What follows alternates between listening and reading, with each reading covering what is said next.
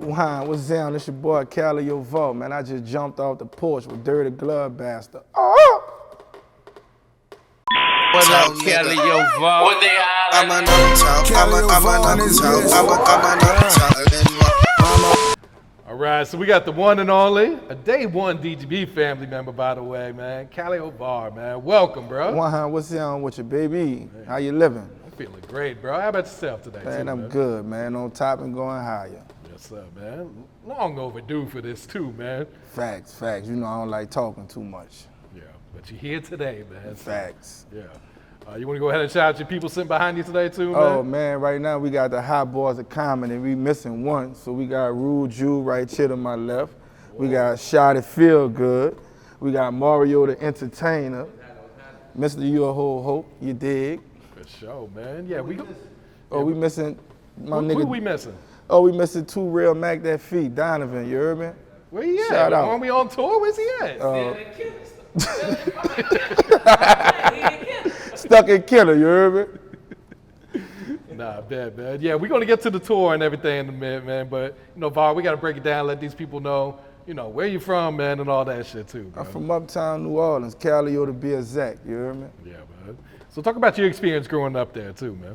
Man, I mean, it's like any normal hood shit, you feel me? Like, poverty is, you don't know you poor when you poor, you feel me? You just find a way to make the best things out of nothing, you feel me? Yeah. And, you know, I feel like people, you know, that never been to New Orleans, they probably know about the Calliope. You know what I'm saying? Through the music and everything, man. So do you feel like a accurate picture was kind of portrayed through the music, or? I think, you know, they got a lot of the Calliope through the Master P Murder, like just showcasing what goes on back there. Like I'm Bout It was like a real deep dive into the Calliope. So you like see first thing what it was, because it wasn't scripted. It was like a normal day. They just pulled up and just shot a movie. Oh shit. So do you remember when you first saw the movie, man? Yeah, for sure. I remember coming outside and when, you know, us coming up, we didn't know who Master P was. You feel me? Like he out there with one of the OGs, Randall. And Randall, you know, got the dog Jingle on it. Like that's the famous scene when you see Master P walk up on Randall in the hood. Yeah. So, but us out there, you know, seeing Pete, we didn't know he was from back there because homie was already on, and we ain't never seen that type of on. You feel me? So that like kind of motivate everyone in the hood then? Or? Oh yeah, for sure. It shined the light and made a lot of hustlers step their game up because they knew it was like another level to achieve now.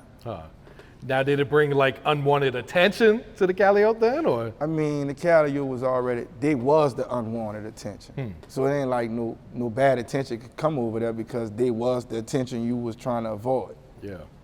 And like going back to when you was a kid, like what was your hobbies? Were you always into music? Were you playing sports, or what was you doing? I had a childhood. Like I played sports. You know, it's like growing up in the hood. Everybody don't want to be sad at nothing. So you don't want to be last. So you just gonna work hard not to be last. You feel me? Like you don't care if you first, but you damn sure don't want to be last. Yeah.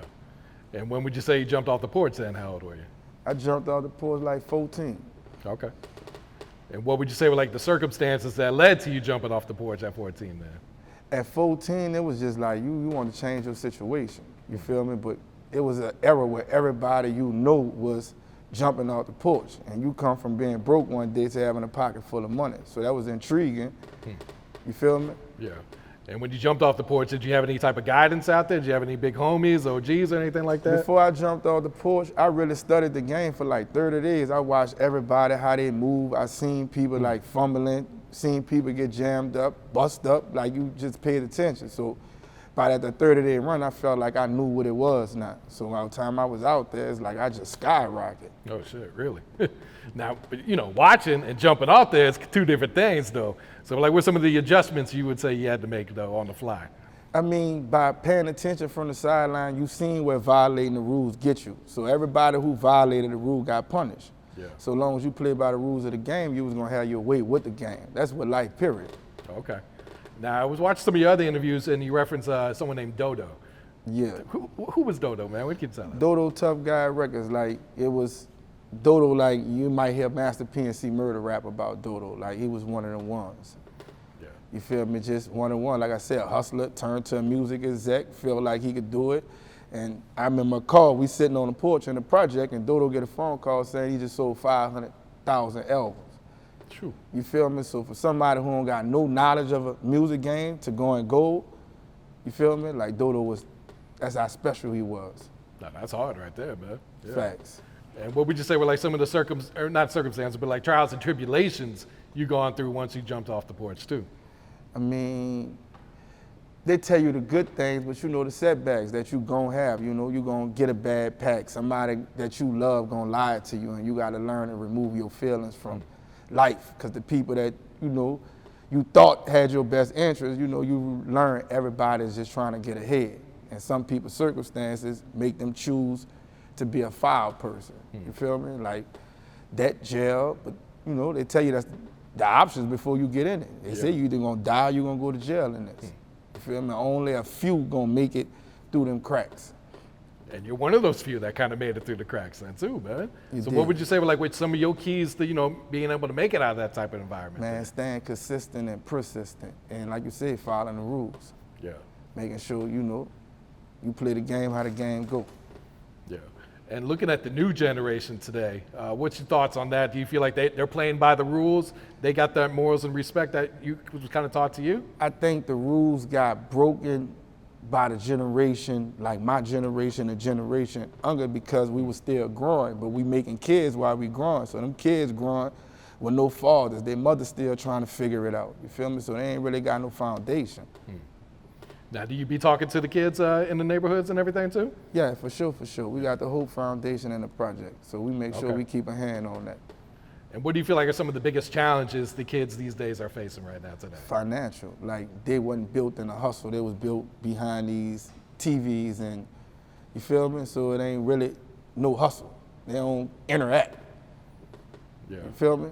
Oh, that's true, man. It's like social media plays a big part on this shit too these Yeah, days. facts. Especially if you can get a girl just by double tapping. You hear me? You ain't gotta go approach her. You feel me? You don't know how real rejection feel. You know that build character. Yeah. And so, like, how long have you been rapping? Like, what inspired you to start rapping, I should say? I think me rapping was just a form of just saying, like, let me try something else. You feel me? Like Marcelo Curren, they was in between record deals, so they didn't know what they wanted to do. So it's like, shit, I got both of them. I might as well start rapping, and got features from them. And the first song that I did, like, it went on the radio like the next weekend. Oh shit. So I'm getting a check off a song that my verse don't never play on. Like, I had a whack verse, so the verse never played on the radio. But it was your song, right? So I'm getting a check. Facts. Real talk, though. So how did you connect with Spitta and Marcelo at first? That come from that Dodo situation, Tough Guy. So Marcelo and Curren was signed to Tough Guy. Yeah, because they're from the East, is that right? No, Curren from the East, Marcelo from the Magnolia. Okay. So like when you guys first, you know, you weren't even rapping at the time when you first met them, huh? No. I ain't think about rapping till this, like, after Katrina. Oh shit.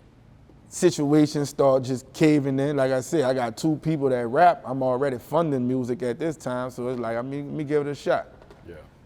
Now, were they encouraging you at the time? Like, shit, Var, why don't you go ahead and try this shit? Man, they ain't care. They ain't care if I did or didn't, you feel me? Like, I guess once we did the first song and I hustled that, like, by the next weekend it's on the radio, that made them both take music back serious on their own. And that made Curren go on a run, just dropping mixtape after mixtape after mixtape. Like, every month he was dropping one, because we had the studio in the crib. Okay. So this was after his Cash Money and his the Young Money situation. Yeah, right? for sure. Yeah. Okay.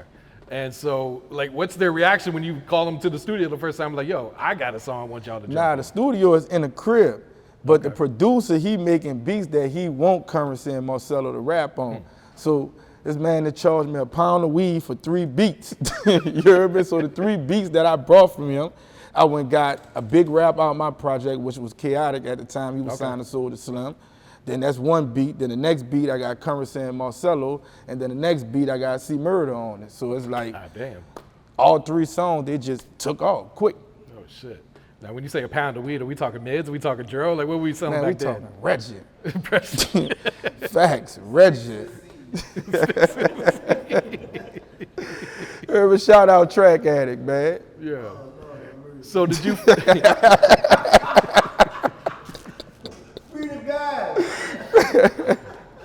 did you fall in love with like rapping right away, or No, really? It was just a hustle. Like music, it wasn't my dream, but it was everybody around me dream.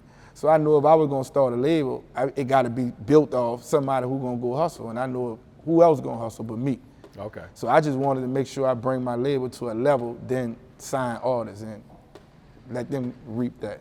Yeah, and even before that, you were putting money behind other artists, though, right? Yeah, facts. Yeah. How did that work out? Because that usually doesn't work out too well. Nah, right? it's my partners, and you know, all my partners, we still together to the Okay. day. You feel me? Like, we got that mentality where, you know, each one teach one, you reach back. So ain't nobody leaving nobody. Yeah. But sometimes it's like they don't take that shit serious, and you just throwing a lot of money away, too. Facts. Yeah. So, like, what were some of the big adjustments you had to make becoming a rapper yourself then? Man, just knowing that the two lifestyles don't blend in. It's either you gonna do one or the other. If you try to do both, jam. You feel me? So it's like, it don't work together, you feel me? So that's the adjustment that I really had to learn. Like you gotta pick a side. No, absolutely, because it's like if you got 1 foot in, 1 foot out, it's basically like you having no feet in, you know? Facts, because everything that you work for could be gone overnight off a traffic stop, you feel me? So you've been to put all this money in music and you want to play and leave the studio on a traffic stop and you lose it all. Real shit, yeah. How'd you connect with BlaqNminD?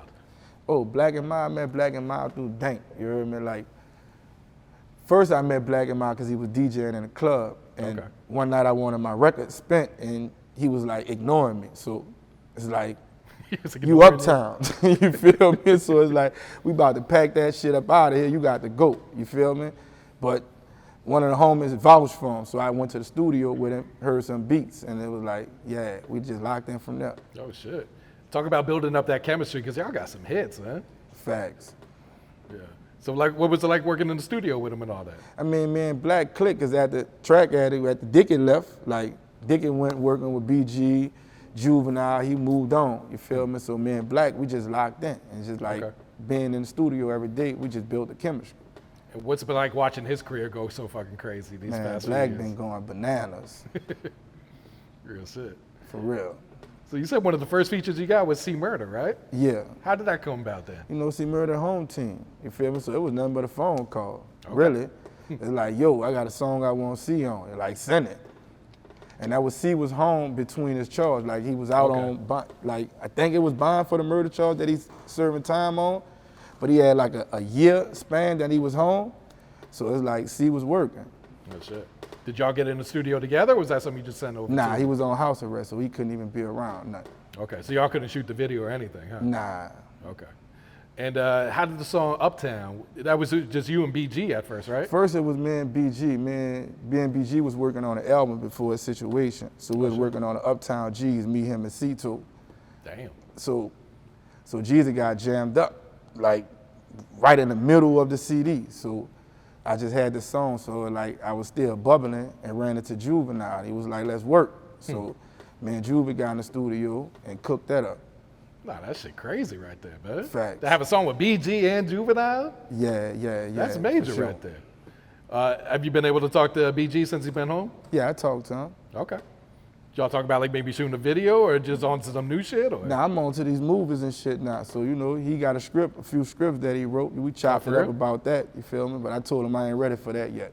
Oh shit. That'd be major right there though. Yeah, man. for sure. You gotta be delicate with a story like that. Yeah. You feel me? Like homie, a legend. Yeah. And at what point do you connect with Master P then? Me and P met through the same circumstances. We from the same section. My name buzzing. He hearing it, come across the desk. He just give me a phone call. But actually, he was in the studio with Mike Will. And Mike Will asked him, do he know Calliope Var? Oh shit. So it's like, how you in the studio with the biggest producer in the world and he asking you, do you know somebody who beneath you? You feel me? So P had to go figure it out like who I was and reached out. Damn. Do you remember what year that was? Man, I don't know nothing about years. Like man, 2009, 2010 so probably, sometime around there? Nah, it was, it had to be around about 10, 11. Okay. So, he reaches out to you, or how does that? Yeah, he reached out with a phone call, and I flew my whole team out there to LA. You feel me? So I go to the studio, just chop it up for a few days just to feel the vibe, you know, and I just told him a plan that I had. So, but I wound up sending Ace and BlaqNminD up there. Okay. And Ace ended up signing, right? Yeah, Ace and Black had signed partnership deals over there. Oh shit, man. So there you are, making more moves and all that. Facts. Yeah. And how long does that relationship with Ace go back then? Man, Ace from the turf. So, man, Ace come up since kids. Oh, for real? Yeah, for sure, for sure. His uncle and my big cousin used to run together. Oh shit. I didn't know that. 'Cause I figured you was a little older than him, right? Yeah, I'm older, but his uncle was like the leader of the Tuesday crew. So his uncle was a popular person, so you know that we out the same section. Okay. Yeah. So like, you know, getting around P, I remember y'all doing interviews in the projects and everything together too. Like, how did that come about? Yeah, so my first thing that I had on my agenda with P is like, we gotta take care of the hood. So we decided to do a Christmas giveaway and gave like 500 bikes to the hood. Oh shit. So I like, you know, that was a situation like when we talk, I'm like, we gotta bring it to the hood. Like if we don't feed the hood, they're not gonna get behind us. You feel me? They'll feel like Vol got the opportunity and just left if we don't come back and do this. Nah, that's real. Yeah, nah, salute to you for that. I'm sure that was a major look for everyone there too, man. Real. Yeah. And then shortly after, they ended up ripping down the project, so right? Yeah, they tore it down and rebuilt it to some better mixed income. You feel me? What the hell does that mean? That just means something that look good but ain't worth shit.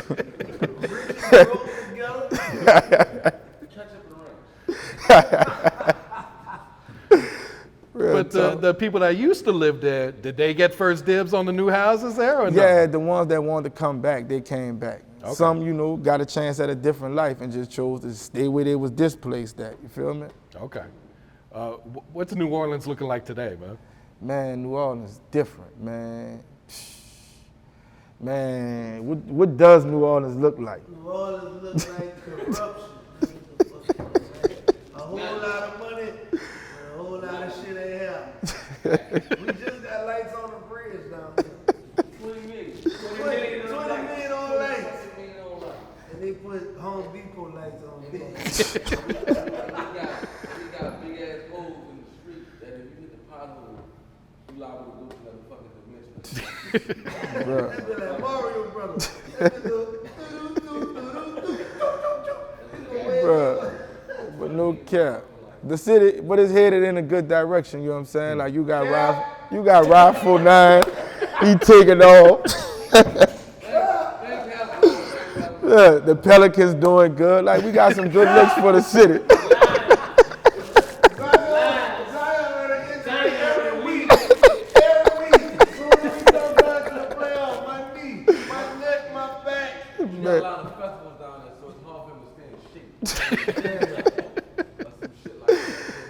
What we do have is chicken and strippers, and he like all of them. Man, for real though, man.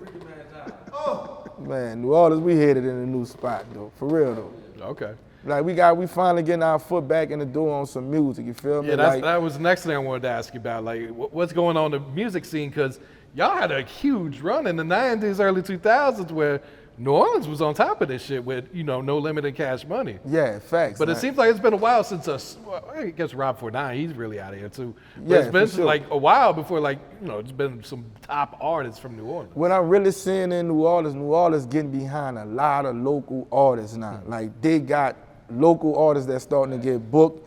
They moving around and they working with each other now. So New Orleans is really headed in a great, like, you got YD the Illest selling out his home city. You feel what I'm saying? Like he ain't selling out no small venues, he's selling out the House of Blues. Yep. It's a local artist with nothing on the radio. You feel what I'm saying? Like you got Treated selling out. Like everybody getting the bag, Sub Tweet Sean. Like they behind the city. So I'm thinking it's just a matter that our sound break back into the world where we keep our identity. Yeah. You feel me? Like Rob don't sound like nobody. No, that's very true. Yeah. You feel me? we So sound like Silk the Shot.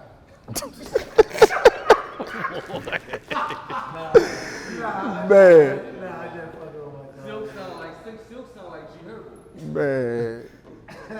Say, but y'all were laughing at Silk. Now everybody's still in Silk style now. Man, the whole Detroit rap off beat and still be on beat. And that's that Silk flow. Yep. You feel me? I fucked with Silk's albums, man. His albums were hard as shit too. I like all Silk music. I like all Silk things. Silk out the Calliope too, huh, Silk out the Calliope, man. He a Miller boy, man. He a Miller boy, you heard me? Hot seat. I always want to ask you Man, Silk and Miller bought it. Miller Boys is out the Cali, yo. You heard me? That's cool, boy. Shout out to Silk. Hey, around 49, how does nigga have new vote? Do you feel like New Orleans supports the local artists there then? Now they is. Okay. I think right now they don't got a choice. Like we've been down for so long. You got to think about us having a crown for so long, right? Like the whole game lies on New Orleans influence and sound. You feel me? Now we ain't got no choice but to support our own because everybody then came and stole it, and now we feel the type of way about that. You feel me? Like we even hear people talking about they got white tees before us. Like white tees and G-Nikes from New Orleans? Hey, cut it out, man. You feel me? What's the right kind, bro? What you mean? Premiums, man. You heard me? Premiums. Don't do the $100 ones, man. Leave them where they at, man. We don't do the yellow shoestrings, man. So what was your thoughts when you heard other artists, outside of New Orleans start taking that sound then? At the end of the day, I feel like art is imitated. No matter where you get art from, you gotta be inspired for something. So it ain't like somebody taking it, they doing what everybody do. New Orleans, our biggest music is bounce. You would think Trigger Man from New Orleans, you feel me? Like we love Franklin, Beverly, and Mays, like they from New Orleans, you feel what I'm saying? Real talk, though. So it's like, Get all that money out of New Orleans. that's a He wasn't fact. white like You heard me? But real talk, like Drake come down there and use BlaqNmilD. You feel what I'm saying? Like That's the right way to do it, right? Beyonce used Frida. So you get the culture in it. We just got to own it. And for a minute, New Orleans was trying to sound like Philly, New York. Like me and Menace was talking about how Wayne got on that mixtape culture and everybody wanted to start rapping like other people. You feel what I'm saying? So we lost our identity. You feel that's like by hearing BG come home and just spitting that New Orleans shit, like, you know what I'm saying? Like we feel us again. Ride 49, like what's down, baby? Like that's our slang. Yep. You feel me? Nah, definitely that New Orleans culture spread throughout, the whole world, you could say. Right. Yeah. But I think we felt played enough. Like, you know what I'm saying? Like, you know you that, and you watching everybody just take it because you ain't using it, so it's time to bring it back. You feel me? Yep. I do want to talk about the song. You put out a song with Curren y Cam'ron, right? Yeah, fact. How did that come about? Oh, Cam, my homie, shout out to Killer, you heard me? So I was on house arrest, and I couldn't move around no more. So what I started doing was I started booking artists and bringing them to the city, because I felt like the promoters would book an artist, the artist come in the city, get money, and leave. They were never touching the streets. You feel me? So I put a team together, and I just started booking artists and bringing them through New Orleans. Like, let them go eat at some local restaurants, you feel me? Let them go do some features with some other artists, you dig? Like, spread the love through the city. So you booked Cam for a show down there? Yeah, so I booked Cam, me and Cam locked in, like ASAP. So then I brought him back with the Dipset. Like, I want to bring Cam back every year. So we just like, let's do something. Because when I'm out, I didn't never push rap on you. I was already popular, so I ain't never had to walk up to you and like, listen to this shit. You heard me? Because then I'm going to feel played when you hit me with the, I don't want to hear that whack ass shit. You heard me? So I'm really not pushing music on you. I really push a lifestyle. You feel me? Like, if you tune into the lifestyle, you'll check it out. Nah, I dig that, man. I did the Hoodstar tape. That's my favorite one that you put out, man. Facts. Talk about creating that one. Huh? Where you heard Hoodstar at? What you mean? Come on, bro. He don't know what's down. He don't know the history, Look, he from a pot called Mid City. And shout out to all my homies, right? But he in between. He don't know if he from Uptown or downtown. It's like this nigga just sound from Mid City, man. So he don't know nothing about this Hoodstar shit. He lived in a community. You feel me? People walk dogs around there. You dig? So talk about putting together this project. Do you remember like recording all these songs and everything? Yeah, I'm telling you, me and Track Addict, the same dude that sold me my 3 beats for a pound of weed, he finally stopped charging me for beats, you heard me? So we just locked in, and like I said, Currency was dropping mixtapes every month, and I was trying to keep up with that work ethic, you feel me?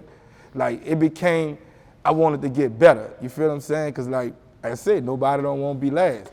So I can't be around all these people that rap and I'm not getting better. You feel what I'm saying? So I just got better and better and better. Yeah.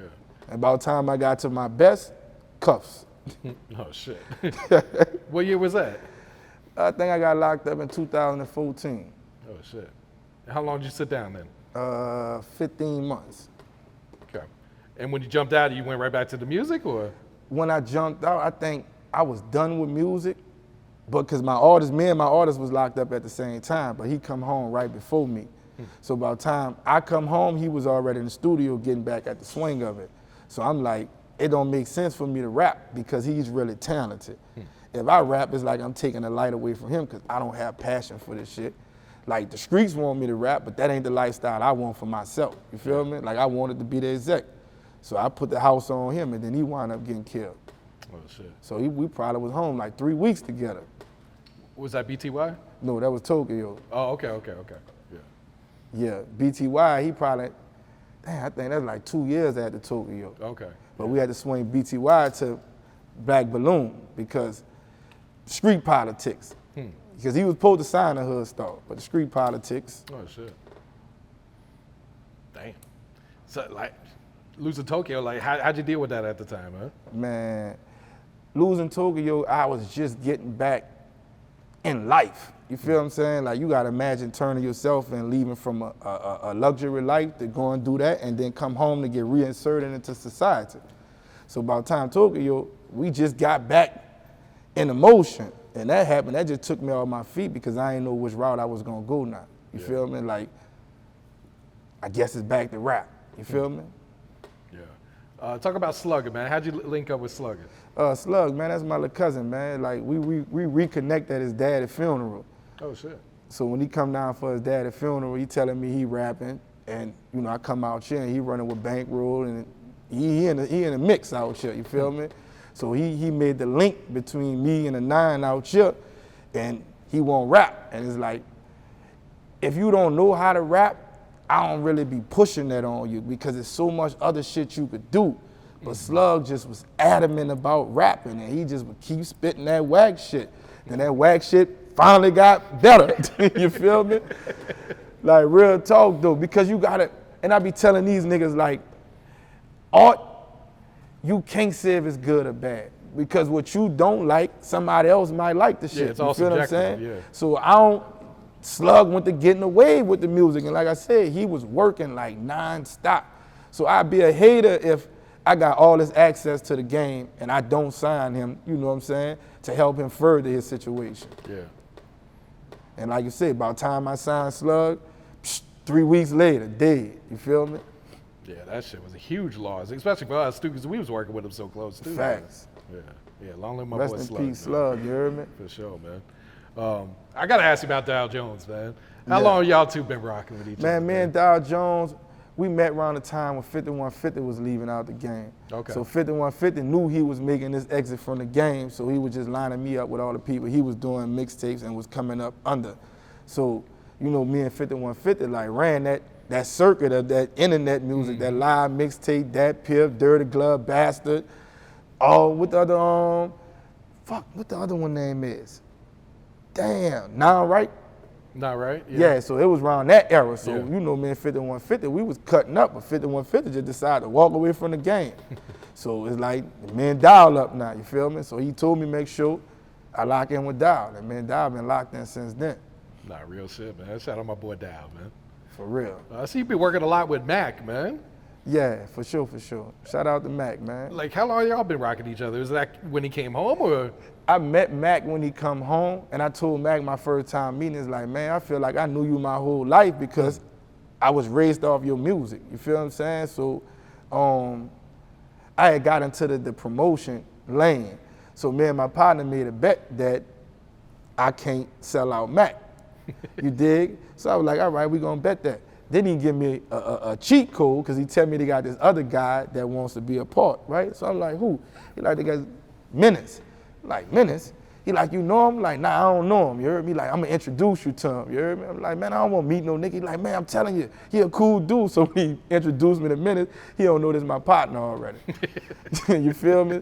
So once we sat at the table, you know, I know what he do. He know what I do. So we locked in. You feel what I'm saying? And like, trying to rebirth this Mac situation. Okay. And that was the House of Blues show? Yeah, for sure. Shell Shock. With the live bands and all that shit, Yeah, right? man, that was one for the. That was one I was for gonna the say that books. shit looked like legendary. Yeah, man. for sure. That was one for the books. Him, Fiend, Mill X, Lil Soulja Slim Mama came out. Like everybody came and kicked it with the homie. Like they showed them love. Like that was a real welcome home for him. Nah, that's huge for the city too, to see that many of the legends For showing sure, up for for that sure. shit too, man. Yeah. All right, Var. So now we're making movies, bro. How do we get our foot in the door with this? Man, shout out to JT The Bigga Figga, Okay. man. JT The Bigga Figga come to New Orleans with a camera, and he said he's shooting movies, and he passed out some DVDs, and he got Migos in one movie, got Rich Homie Quan and Thug and Future in one movie. Like, he's showing me what he doing with this one camera, and I'm intrigued now. Like I said, I'm about it. Like, that's culture. Like, but that and baller blocking was the only real view you have of New Orleans. Then they put this whack ass movie out, CTC. Oh, I didn't even hear about it. What was CTC? Man, they had What niggas was from CTC? Hold on. They had us fighting raccoons on that. And you know, real talk, bro, the only reason why they had to settle for fighting raccoons because they couldn't find nobody to domesticate Nutriracs. They was trying to use Nutriracs at first. real shit though. But it was a movie about our culture. They reached out to nobody from New Orleans, and New Orleans got some heavy hitter actors. We got great comedians. Like, we got what you need, but they didn't reach out. So they brought the same dudes who played Wu-Tang, right, to be in New Orleans and play New Orleans niggas in the Ninth Ward. You heard me? You feel me? So you could see for somebody portraying your city in this way. And it was another movie they did with Method Man and them down there in New Orleans. You feel me? And it was just bad interpretation of New Orleans. And I just felt like it was a lane open for me. So I'm like, let me try something. So Superish, is this the first movie that you put together and put out? No, man. Big Dog was the first movie, man. That's the one when JT The Bigga Figga come to the city with the idea. So I was like, shit, what it gonna cost? Because he was like trying to get people to be in his movie. And again, that's that same shit I'm talking about, coming to New Orleans, taking our culture and run away. So me and JT, we chopping it up. He seen I was a real one, so we shot the movie together. And the return that I seen throughout the movie, it was like, it's different. Oh shit. Yeah, it's different. And what was the city's reaction when that one came out? Man, the city cherished that like Big Dog. No, Big Dog, they cherished that like Baller Block and then I'm Bout It. Oh, shit. Because it's all authentic. I done went through every project. Ain't too many people could go through every project in New Orleans. So I shot every project and I put people out there.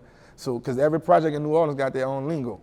So you would think niggas from Uptown and Downtown act the same way and they don't, you feel me? Yeah. And were you in this movie as well? Did you star in this one? Yeah. Okay. So how'd you like being on camera for for doing That movies? shit man? was whack like the music. Real talk. Wait, what didn't you like about it? Man, what I'm saying is because I laugh so much, so I'm doing serious scenes, but I'm laughing. You feel me? Like I'm shooting a movie, I'm on house arrest, so I got to talk about it because it's like, what the fuck you got a bracelet on his ankle for? You feel me? And we don't know what we doing. We just freelancing though. But what I learned about shooting Big Dog was just do it. Like, fuck all that waiting. You think you got to plan it out, just do it. And I watched when JT cashed out on shooting movies with an iPad. Man, Sheesh. for real though. Yeah. So then Superish comes. That's the next one. So, bing, I don't want to deal with music no more, right? So I'm bored at this point, right? I'm out here in the A, I'm bored. I'm flashing on this Tubi situation. Dow put me on Tubi, right? So again, I'm seeing this Detroit wave. I'm like, damn, New Orleans need this. You feel me? Like, New Orleans need this. So I'm like, you know what? I'm gonna shoot a movie in New Orleans and the Bay, because I be out there heavy in the Bay. So I shot Superish in New Orleans. I gave it that real New Orleans feeling. I went and got some real actors from New Orleans this time, better camera work. Like, I took it as a business this time. You feel me? Like, that's how we gonna build this Hoodstar films up now. And for people that haven't seen the movie, can you give us a little bit of the the plot? Man, Superish is about, it's me, Rob Kazi, Ace B, Lucky, Johnson, and Taz Taz playing Queen, Sugar, like, you know, everybody I named, you know, got extensive resume with acting. So the movie is about this super strain. Cause back in the day, me and Curren said, we like chilling, we smoking some weed. I be like, man, this shit's Superish. Yeah, you had a mixtape called Superish. Right, facts. So he like, man, you should create that word. So what I did I went trademark the word, and I just started saying like, everything I do is Superish, just like on some super type of shit, you feel me? So I'm like, again, if I'm gonna write something that I'm familiar with. So I wrote the movie Superish, and it's about a super strain, you feel me? So it's a strain that give out of body experience. Oh shit. You feel me? And then it just take you through typical days in New Orleans, you know, with the hustle on the ground with it. Yeah. And how's the feedback been? The feedback been great. Yeah. You feel me? The feedback been great. Like I can't wait till the world get to see it, because it's real New Orleans represented in a New Orleans way. Yeah. From the lingo to the way we dress to the cars we ride. We ain't riding on no fucking donks, on no 28s. You feel me? We ain't fighting raccoons. You feel me? Like we really outside of New Orleans. You feel me? We showing second lines, the parades, Mardi Gras. Like it gives you that feeling. It'll take you into New Orleans. Okay. And it's on Amazon Prime and Tubi and. Yeah, it's on Amazon Prime. It probably dropping on Tubi in like a month. Okay, so real soon on Tubi. Yeah, okay. for sure. Yeah. So have you started on the next one? Yeah, I'm turning Superish into a series. Me and Jason Mitchell, we locking in to do something for the city. You feel me? And we on this hot boy shit right now, you feel me? So we think, you know, hot boy comedy special, hot boy documentary, hot boy movie, you feel me? It's like we gonna bring that New Orleans feeling to the world. Yeah. So how'd you link up with all them then? Oh, so. He threatened us. I want to see how you gonna talk about this. So look, peep this here. This is my man's right here. This Rude Jew, right? Me and Rude, he down. If I say what's up, he like what's up. You feel me? Bing. So I'm like, I want to shoot a comedy special for the city because we don't got that. You feel what I'm saying? It's like we was gonna shoot. It originally started off New Orleans Kings of Comedy. You feel me? So I was bringing all the kings of New Orleans together. You feel me? Being him, this shot it feel good. This one of the funniest motherfuckers in comedy. You feel what I'm saying? Like he does his thing. So I holler at him, you hear me? Him being a nigga in between cities, a nigga don't know, he come out with a high price, talking points and all this shit. So we set him on the sideline, you hear me? Bing, then I get a phone call from him, you hear me? Say, Vault, what you gonna fuck with me or something, dog? I'm like, damn, son, what you talking about, you hear me? Like, damn, son, you shooting? Like, how you know that? You heard me? He done threw the cross right here, you heard me? So being these two done muscle me, you heard me? So I hit him like, what's him? He like, fuck with him. And that's how we got together. Just like that. Then this nigga here, he like, yo, they got a nigga out Kenner. We can't leave Kenner out. I'm like, Kenner? He like, son, I'm telling you, nigga funny. You heard me? So he brought the Kenner nigga. You heard me? So now we got an Uptown, cross the river nigga. You heard me? We got a downtown mid-city nigga. We got an Uptown, fifth wall nigga, sixth wall nigga. And we got a Kenner New Orleans nigga. You heard me? Yeah, so we basically touched the whole city. You heard me? So we really just put the whole city together. You heard me? Like, you know, just these the funniest niggas in the city. So it's like, you know, we could go conquer together. You know, everybody trying to do what they do on their own, but I feel like together we could conquer this shit. So where does the idea for the tour come from then? Him, muscling a nigga. You heard me? We sell out New Orleans. You heard me? Shout out to Menace. You heard me? So we do that. Him, man, we gotta go on tour. Man, we ain't worrying about no fucking tour. Here we go on tour. You heard me? We ain't playing this shit. This nigga that muscle us into a tour. Var really, he from the third while they slow. All you gotta do is just settle some shit and you gonna get what you need. Hey, they got land in that land. We buy it. Hey, well. And y'all got a show here in Atlanta tomorrow, right? Yeah, man. We at the Atlanta Comedy Theater. Yeah, man, we got a show out here in Atlanta Comedy Theater. May 19th, Atlanta Comedy Theater. What that, North Georgia? I bet he looking like a gangster back there, huh? This nigga do not try to look like a comedian. Like this nigga dream was to be a gangster, you heard me? But real shit though, man. We just put a tour together to promote. We shot a special. Then we got a documentary brewing to show the world what it's like to do comedy in New Orleans. You feel me? So like we just taking them in all aspects. You feel me? We on the comedy. We done showed you the street side. Now let's show you the art side of New Orleans too. You feel me? Like people don't know what comedians are real people. Like they go through real shit. You feel me? Like he got shot for stealing a nigga stash. He got caught in the nigga house. He got shot. You feel me?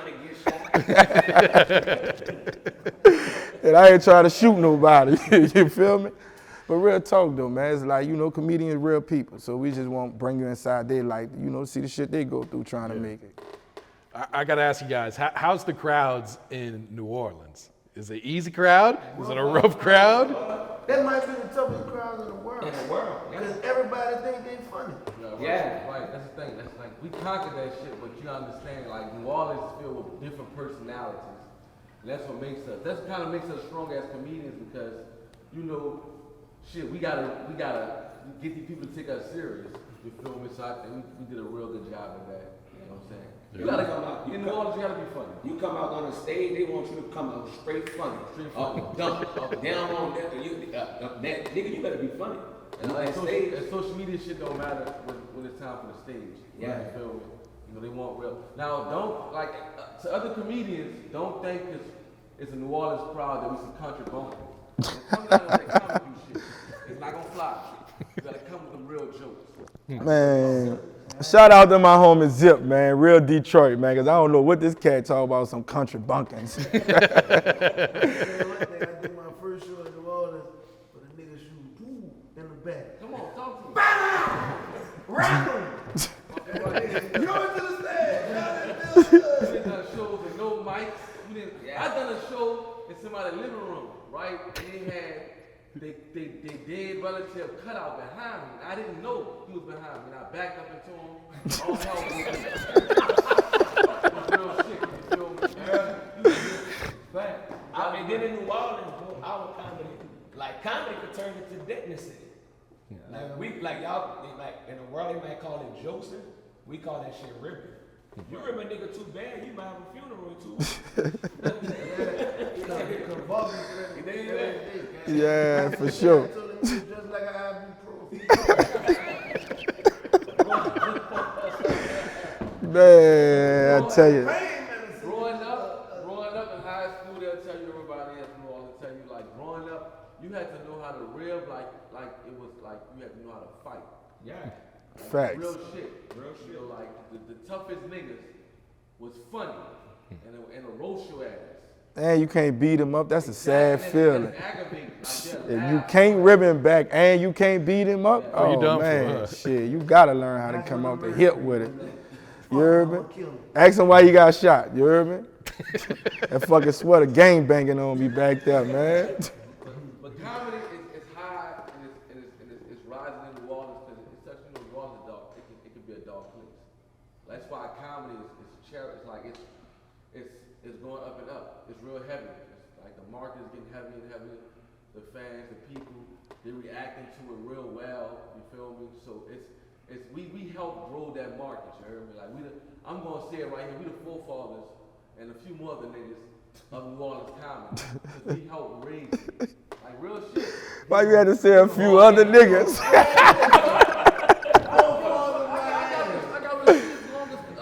Man, that nigga said a few other niggas, huh? The first comedy DVD I watched, this is the first time hearing this. The first comedy DVD I watched, I'm not gonna mention the guys as far as like, you know, Martin Lawrence and all that, of course, but like people that I seen do it, right? My partner put a DVD on with these two niggas on it. And I was on a verge of doing comedy, but if I didn't see my guys, if I didn't see dudes that look like me from where I'm from, because I didn't think that shit existed like that. If I didn't see them on DVD, then I would, I come up under them. And they was already funny and killing shit, so I had to come in the game real. Man, them niggas weren't killing nothing. Yes, they was. No cap. It was murder shit. Man, we was killing shit like you was killing birds. Man, I ain't trying to catch no Rico with y'all. Yeah, but like, shout out to my dogs with us, man. You know, they taking us serious with this, and they pushing it. They market it real well, bro. They not playing with this shit. We got the merch. We got the website. You know, go to hobbiesandcomedy.com, right? Hobbiesandcomedy.com. Go get that merch. We got different cities we about to go to. Shit real, you feel me? So. You think Birdman gonna reach out about the artwork, guys? Oh, he's definitely coming to get it. I sent it to him. Sick. Call the phone. Yeah. So man, ask for a drop. Come on. Sick. Look, peep this here. Call phone patient. If it wasn't no other nigga in the world that could do this here, you heard me? It had to be me, you heard me?